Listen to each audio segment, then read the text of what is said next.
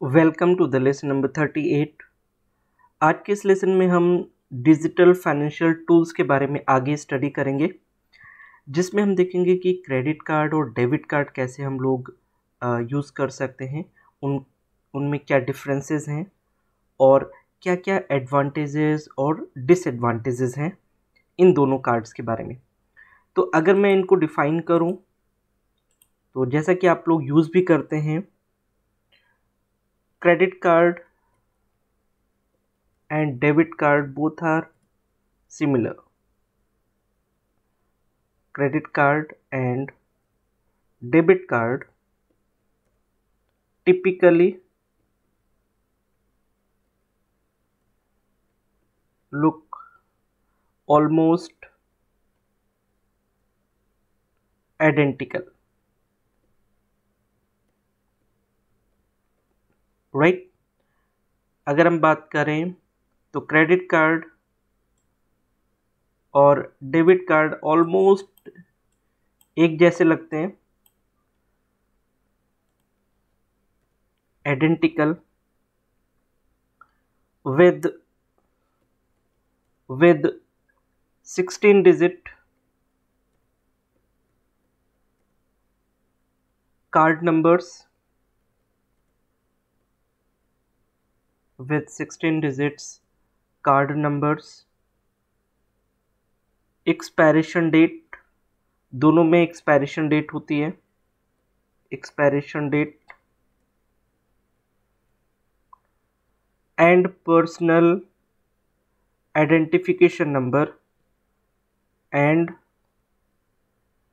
Personal identification number, जिसको हम लोग पिन भी कहते हैं, identification number, pin codes, right. तो दोनों ही कार्ड देखने में बिल्कुल आइडेंटिकल लगते हैं, सेम लगते हैं। दोनों ही कार्ड्स में 16 डिजिट का कार्ड नंबर होता है, एक्सपायरी डेट होती है और पिन हम दोनों के लिए यूज करते हैं, right. But the difference between debit card and credit card is that, अगर मैं इसके डिफरेंस की बात करूं, but the difference between debit card and credit card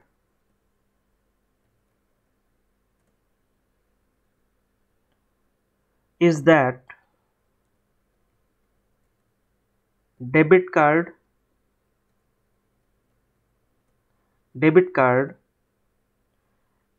allow bank customer to spend money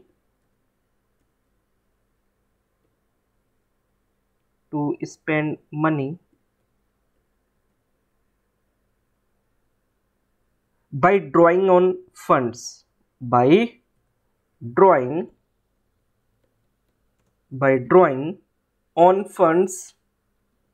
on funds they have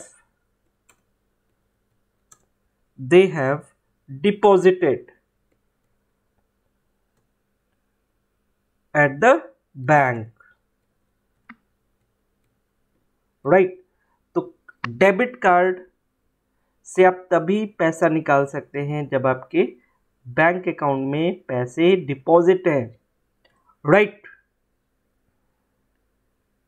अगर credit card की बात करें, credit card allows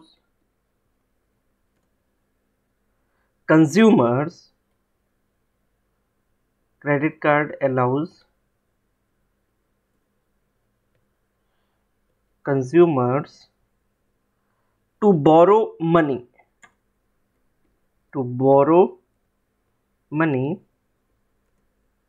from the card issuer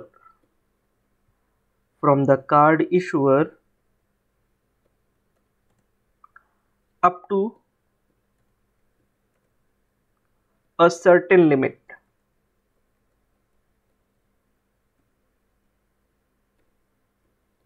Up to a certain limit in order to purchase.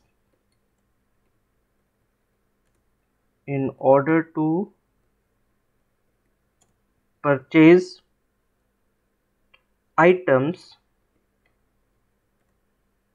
or withdraw cash.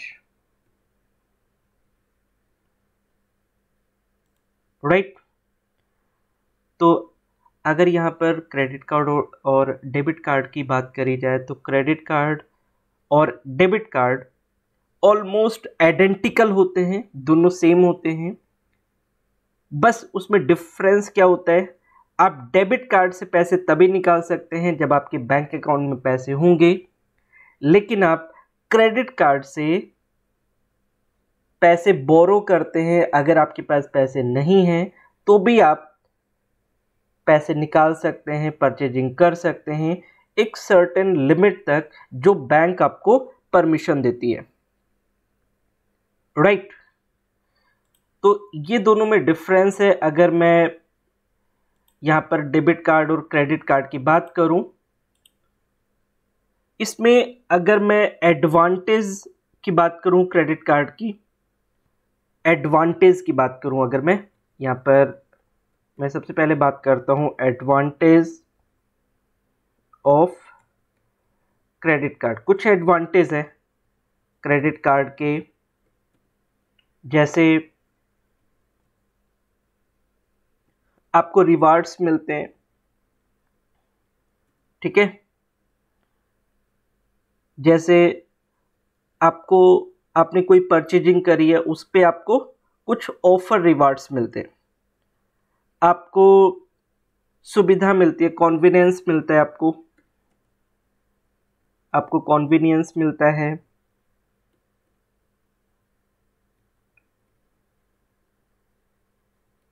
Convenience मिलता है आपको। इसी तरीके से आपको ट्रेसेबिलिटी मिलती है, आपको इसी तरीके से ट्रेसेबिलिटी मिलती है। Right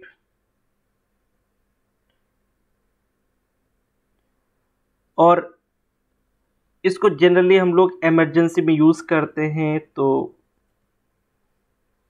use during an emergency. Right तो ये कुछ एडवांटेज हैं क्रेडिट कार्ड के। जैसे हम लोग यहाँ पर रिवार्ड ले सकते हैं, अगर आप परचेजिंग करते हैं तो उसमें रिवार्ड मिलता है, कॉन्वीनियंस मिलती है, ट्रेसेबिलिटी मिलती है, और हम इमरजेंसी में इसको यूज़ कर सकते हैं, ठीक है। ऑन द अदर हैंड अगर देखा जाए तो इसमें कुछ डिसएडवांटेज भी है। अगर मैं डिसएडवांटेज की बात करूं, यहाँ पर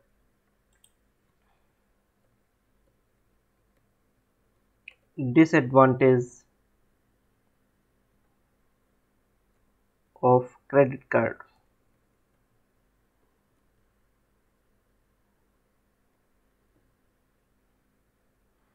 तो इसमें ओवर स्पेंडिंग हो जाती है। जो पहला डिसएडवांटेज है कि हम ज़्यादा खर्चा कर लेते हैं, ओवर स्पेंडिंग हो जाती है। इसी तरीके से इस पे इंटरेस्ट और फीस भी लगता है, क्योंकि आप पैसे बोरो कर रहे हो, उधार ले रहे हो, तो डेफिनेटली आपको इस पर इंटरेस्ट और फीस देना पड़ेगा। और जो थर्ड डिसएडवांटेज है, कभी कभी फ्रॉड भी हो जाता है क्रेडिट कार्ड में, ठीक है।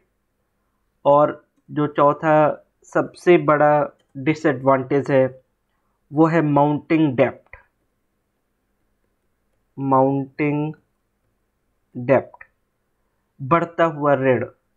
इसमें क्या होता है, डेप्ट आपके बढ़ते रहते हैं और इस तरीके से आपके ऊपर बर्डन बढ़ता जाता है।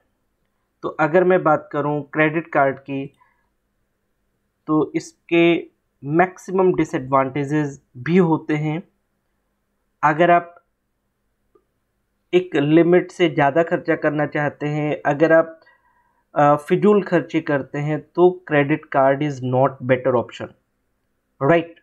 उस केस में आपको डेबिट कार्ड ही यूज़ करना चाहिए। तो इसलिए अगर मैं यहाँ पर क्रेडिट कार्ड की बात करूँ, तो क्रेडिट कार्ड के ये एडवांटेजेस और डिसएडवांटेजेस हैं। इसी तरीके से अगर मैं डेबिट कार्ड की बात करूँ,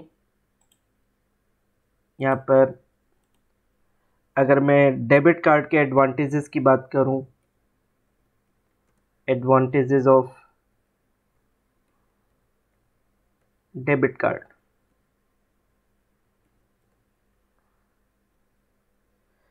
पहला तो एडवांटेज है इजी टू ऑब्टेन, हम आसानी से इसको ले सकते हैं, इजी टू ऑब्टेन, ठीक है, हमें आसानी से ये मिल जाता है। दूसरा जो एडवांटेज है वो है कॉन्वीनियंस, कॉन्वीनियंस, कॉन्वीनियंस। हम अगर डेबिट कार्ड यूज़ करते हैं तो बहुत ही हमारे लिए सुविधा हो जाती है और चीज़ों को हम सही से कर सकते हैं। परचेजिंग है, ट्रांजैक्शन है, बड़ी आसानी से हो सकता है। उसके बाद में सेफ्टी भी है। अगर डेबिट कार्ड की बात करें हम, तो ये सेफ भी है, सेफ्टी भी है इसमें, राइट। और उसके बाद में रेडिली एक्सेप्टेड भी है,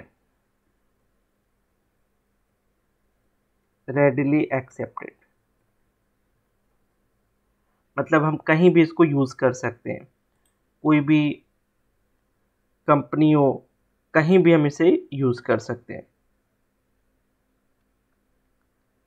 तो इसलिए अगर कंपेयर करें हम डेबिट कार्ड और क्रेडिट कार्ड को, तो debit card is far better than credit card, क्योंकि इस पे आपको कोई कॉन्वीनियंस, कोई आपको फीस नहीं देनी है, कोई टैक्स नहीं पे करना है, कोई अतिरिक्त शुल्क नहीं देना है, और इसमें जितनी आप परचेजिंग करेंगे सिर्फ आपको उतना ही कॉस्ट पे करना है, राइट। तो इसलिए अगर देखा जाए डेबिट कार्ड ज़्यादा बेटर है in comparison of credit card, right. अब हम कुछ और डिजिटल फाइनेंशियल टूल्स के बारे में बात करेंगे। तो जैसे मैं यहाँ पर बात करता हूँ NEFT की, जो आजकल सबसे ज़्यादा पॉपुलर है। NEFT, इसको हम लोग कहते हैं national electronic fund transfer, national electronic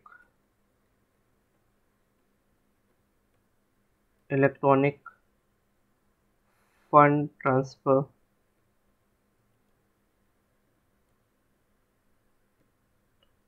national electronic fund transfer, NEFT। अगर इसको डिफाइन करें तो it is one of the most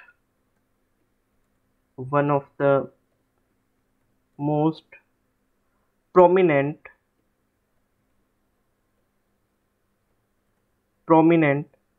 electronic fund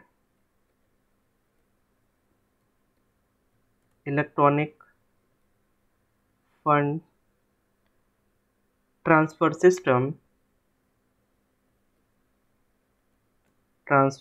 system of India.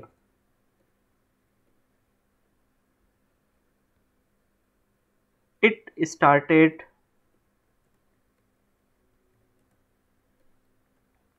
in November 2005 and has become a facility and has become a facility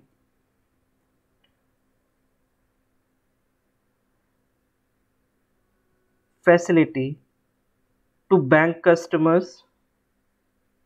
to bank customers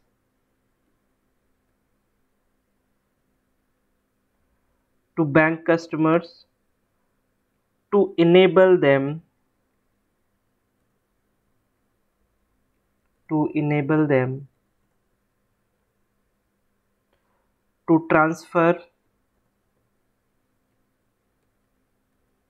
funds transfer funds easily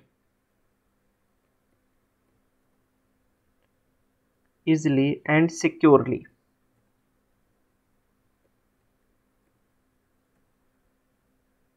on a one-to-one basis. One-to-one basis.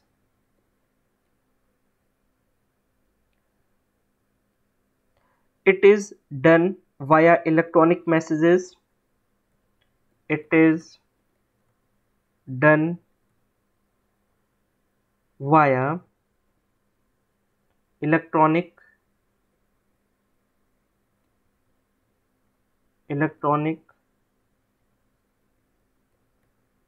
messages, and this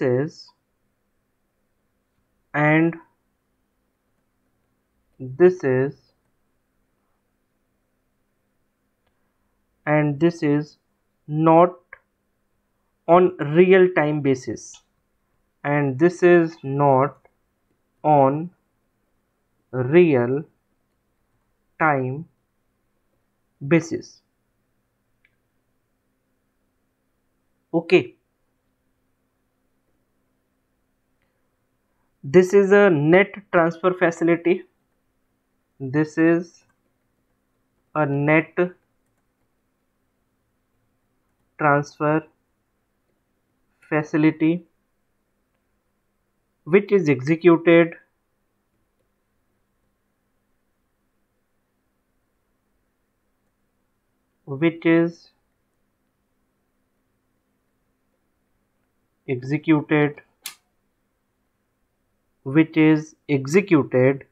in hourly batches.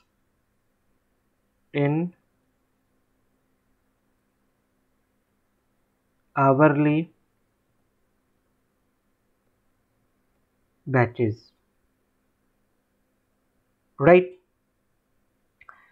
NEFT facilities are available in 30,000 bank branches all over the country and work on batch mode. NEFT facilities are available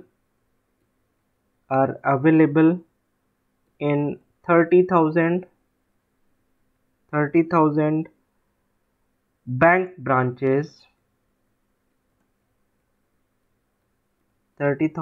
bank branches all over the country.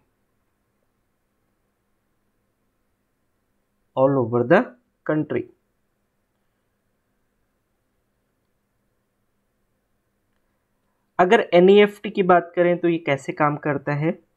For being part of the NEFT fund transfer network, a bank branch has to be NEFT enabled. The list of bank-wise branches which are participating in the NEFT is provided in the website of the Reserve Bank of India. ठीक है, किसी भी bank को अगर NEFT करना है तो उसे NEFT enabled होना चाहिए. ठीक है, so for being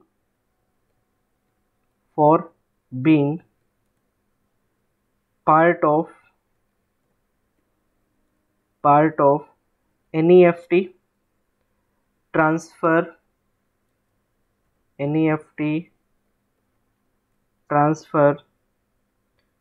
network, a bank branch a bank branch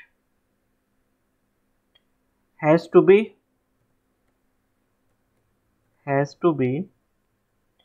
NEFT enabled. NEFT enabled.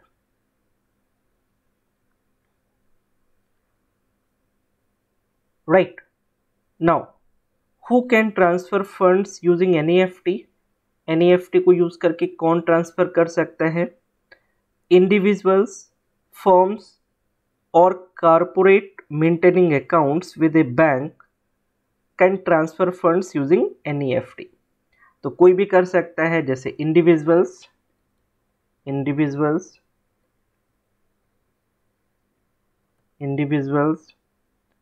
firms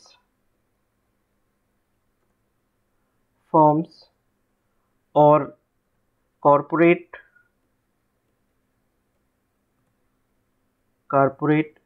maintaining accounts with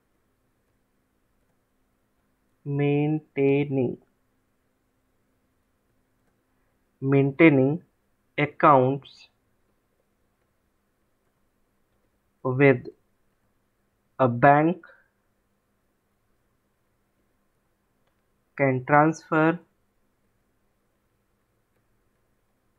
can transfer funds using NEFT.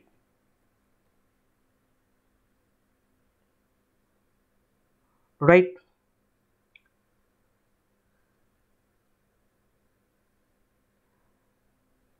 Even such individuals who do not have bank account can also deposit cash at NEFT enabled branches with instructions to transfer funds using NEFT. However, such cash remittances will be restricted to a maximum of 50,000. ऐसे भी customers NEFT कर सकते हैं जिनका bank account नहीं है, bank में उन्होंने अकाउंट नहीं खुलवाया हुआ है, वो भी कर सकते हैं, लेकिन उनके ऊपर रिस्ट्रिक्शंस रहेगा कि वो सिर्फ 50,000 तक की लिमिट ही ट्रांसफ़र कर सकते हैं. राइट. तो it is important that we must have the bank account so that we can transfer the amount from one account to the another account. अब अगर हम बात करते हैं इसके बेनिफिट्स की, NEFT के बेनिफिट्स की अगर हम बात करें तो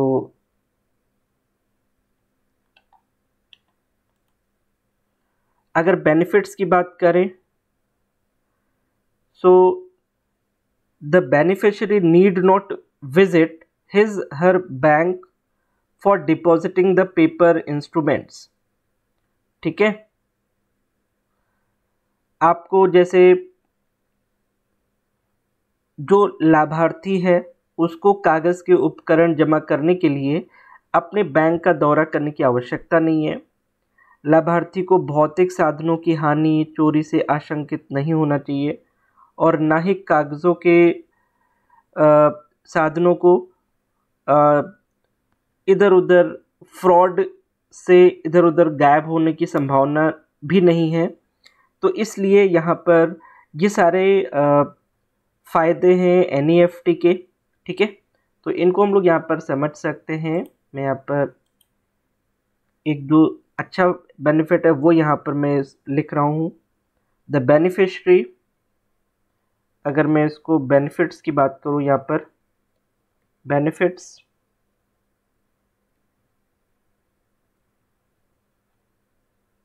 the beneficiary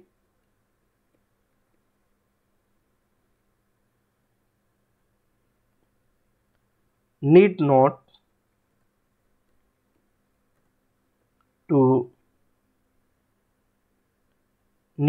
to visit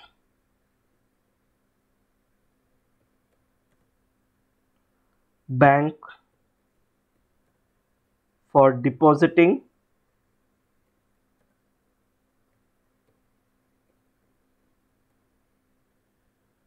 the paper instruments.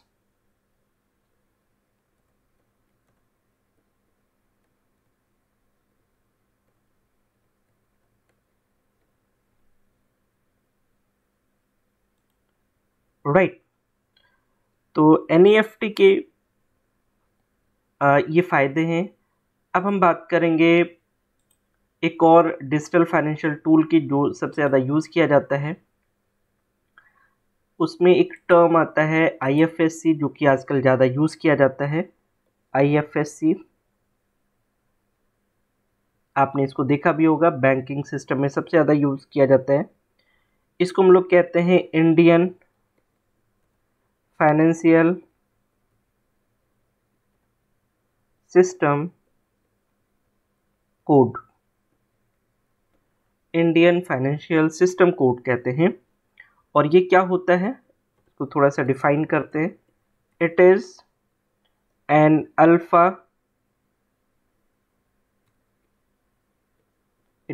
Alpha numeric code. ये अल्फा न्यूमेरिक कोड होता है, alpha numeric code that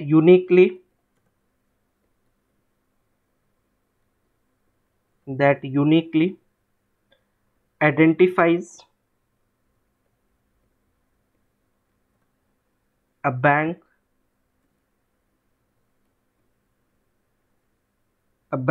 branch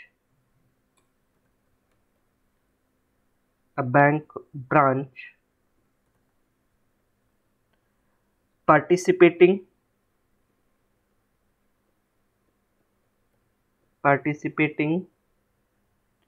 in the NEFT system. Right. This is an 11 digit. This is an 11 digit code with the first 4 alpha characters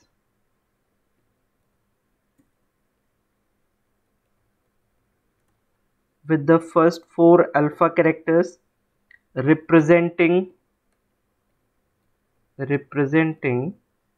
the bank and the last 6 characters representing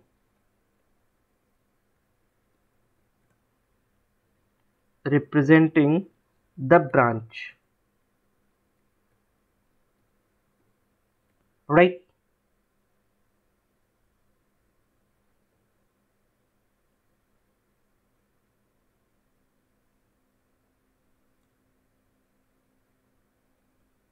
Characters representing the branch. तो इसमें total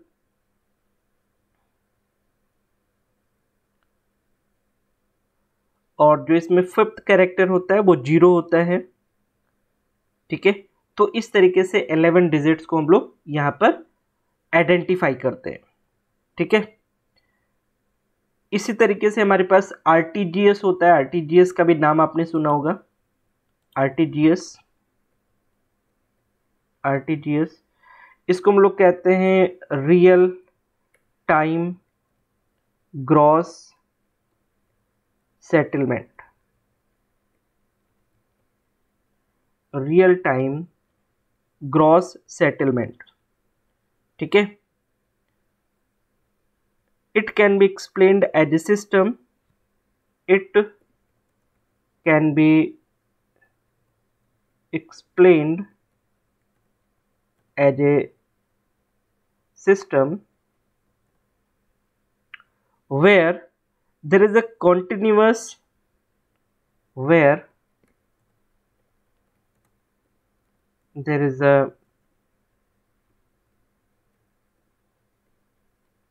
continuous and and real time settlement.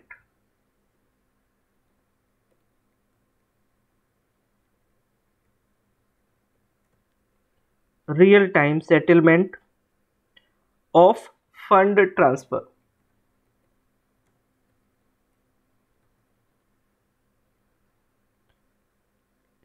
Individually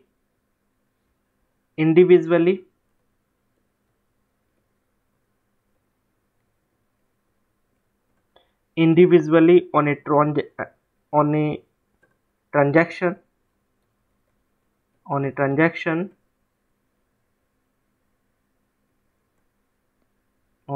transaction by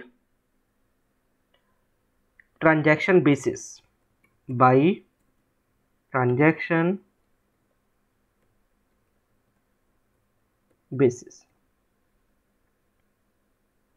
right, तो ये real time gross settlement होता है and it can be explained as a system where there is a continuous and real time settlement, okay, of fund transfer individually on a transaction by transaction basis.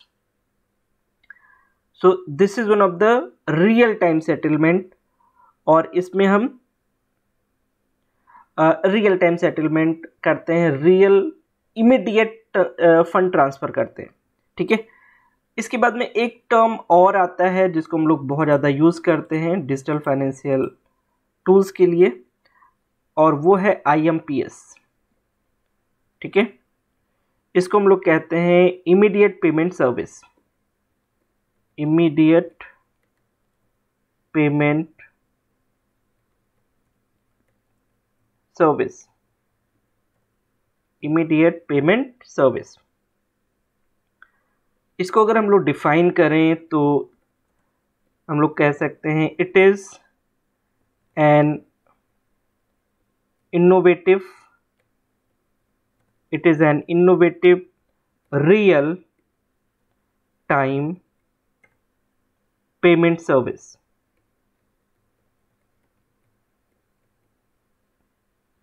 right, payment service that is available round the clock, that is available around the clock. This service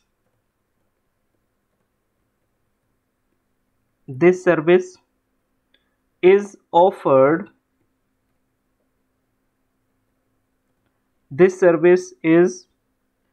offered by National Payment Corporation of India, by National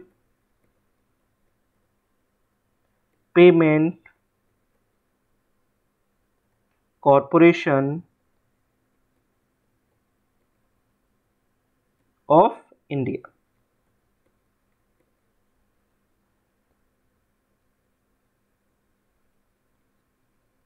Okay, that empowers customers.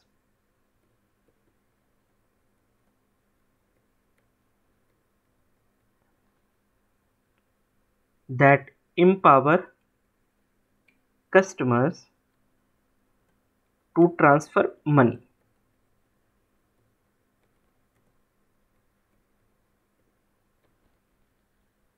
Right? तो अगर हम बात करें IMPS की तो इसको हम लोग कहते हैं इमीडिएट पेमेंट सर्विस, और अगर इसको डिफाइन करें तो it is an innovative real time payment service that is available round the clock. This service is offered by the National Payment Corporation of India that empowers customers to transfer money. तो आज हम लोगों ने कुछ digital financial tools के बारे में बात करा हमने. तो आपको क्या करना है, इन सारे टूल्स को पढ़ना है और समझना है. और सबसे पहले हम लोगों ने क्रेडिट कार्ड और डेबिट कार्ड के बारे में बात करा, फिर उसके बाद में इसके एडवांटेजेस और डिसएडवांटेजेस के बारे में बात करा. और उसके बाद में फिर हम लोगों ने अलग अलग तरीके से डिजिटल फाइनेंशियल टूल्स के बारे में बात करी, जैसे NEFT है, IMPS है, इनके बारे में हम लोगों ने डिस्कस किया। तो इसको आपको नोट डाउन करना है और इसको प्रिपेयर करना है, right. It is really important, क्योंकि आजकल इस पर क्वेश्चंस आते हैं, तो इसको आपको ज़रूर प्रिपेयर करना है। फाइन, तो आज की इस क्लास में हम लोग यही रखेंगे। मिलते हैं नेक्स्ट लेसन में। तो आज के इस लेसन में हम लोग इतना ही रखते हैं, मिलते हैं नेक्स्ट लेसन में एक नए कॉन्सेप्ट के साथ में। So thank you so much for watching this lesson. Thank you.